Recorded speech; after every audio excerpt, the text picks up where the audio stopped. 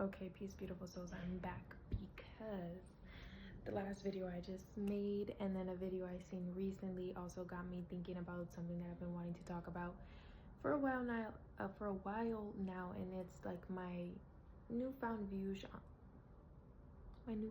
on sexuality as a whole, which is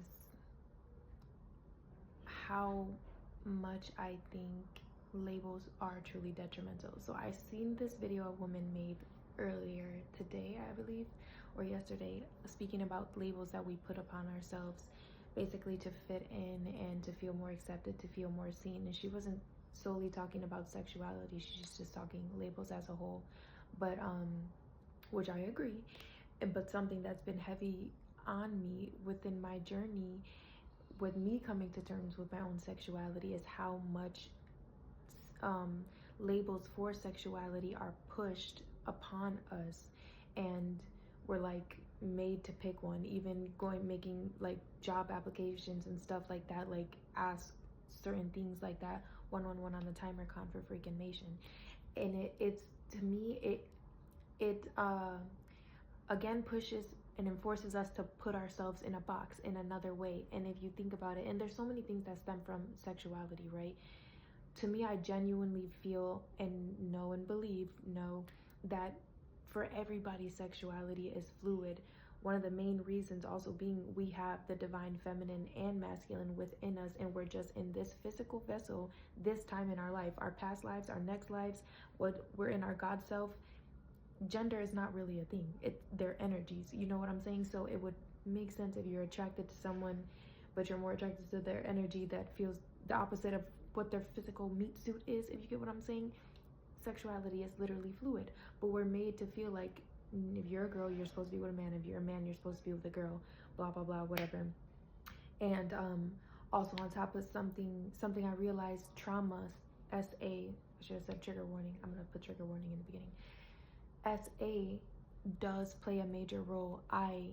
From my experience and what I've seen, it does. And I was in therapy for years for my sexual assaults and stuff, and I would get that question a lot. Do you think, because like I said in my previous video, I had, well, I don't know if I said it, but I identified as a lesbian since I was like 14, and before that I came out as bisexual when I was like 12. I don't know, anyway. But they used to ask me, like, do you think that you're a lesbian because of your sexual assaults? And it used to make me so mad because I genuinely didn't agree. For one, I was sexually assaulted by women or girls also, and for as long as I could remember, I liked girls. Like, my first crushes were girls. So I'm like, no, there's no way that could happen, and why would that be a thing? No, I just don't like men. Like, everybody's always just saying like there can't be a lesbian woman. Like, it would make me so mad in so many different ways. And in reality, I also, what I was saying was true. I was attracted to girls from a very young age, to me, from what I can remember, before I was to men.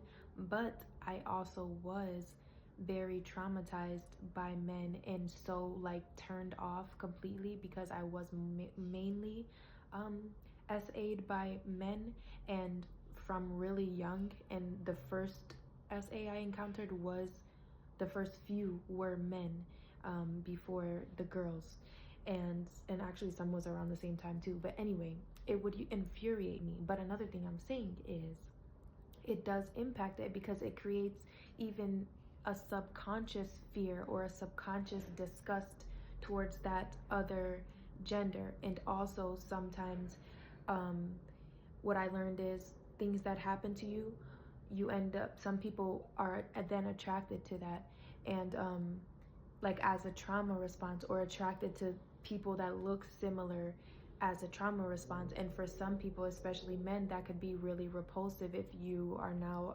attracted to men, or you have these thoughts about men, but then you think about what happened to yourself, so what happened to you as a young Ren by a guy, and you're like completely hateful, and you don't let yourself explore that part. Or once again, people telling you you're supposed to be with this gender, so many different things. And overall, like the woman said, labeling, like it doesn't give you room to just be free and go by what you feel, because you're telling yourself or somebody's telling you you have to be this way, and like there's no room for change, and if you're this way, and that's something I used to do to myself. Like, I said I was a lesbian, I can't ever explore with a guy or date a guy, or what are people gonna think, so many different things. And I also remember feeling so pressured to say I was a lesbian, because being bisexual was like, to the lesbian community, like, stay away, you know what I'm saying? And I knew I liked girls, I liked women, so I didn't want to be like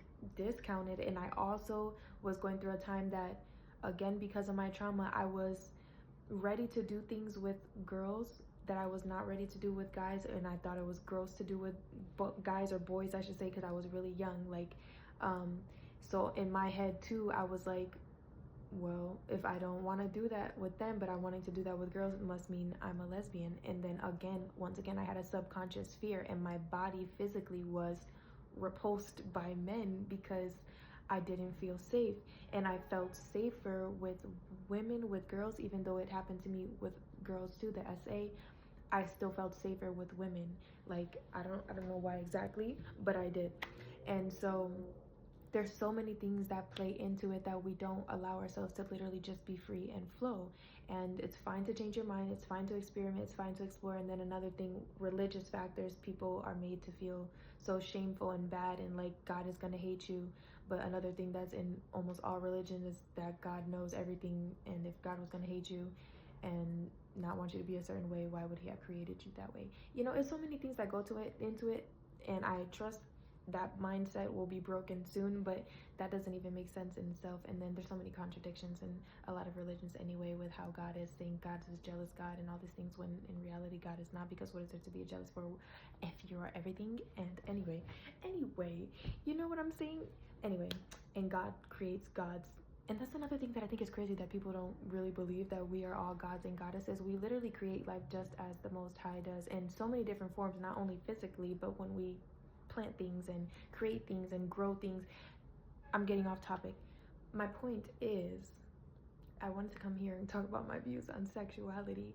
And I just trust that we're going to be in a world where it's completely free for people to just flow and be, because that's what we're also meant to do here. Like, let yourself be free, you know what I'm saying? Like, you don't have to be one way, you don't have to always be that same way. Like, you are free to change, you are free to explore, you are free to. And the labeling, like I said, with that one woman that posted the video, it doesn't only go with sexuality, it's everything, like every freaking thing. But I wanted to come here and talk about that, because that's something that's been heavy on my mind and through my journey. And I realized, like, the more self-aware I become, I really realize so many different things, and where it stemmed from, me picking a certain thing or whatever for multiple different reasons. And yeah, I think that's all. Yep. Happy healing again. Flow, be free. I know some people might not like the things I'm saying, but it is what it is. And yeah, I love you. And it makes me sad, because, like, to think about it, and it doesn't, because everything happens exactly how it's supposed to happen. So I'm not mad that I chose the things I chose, and I'm grateful. Listen, I'm grateful for so many things.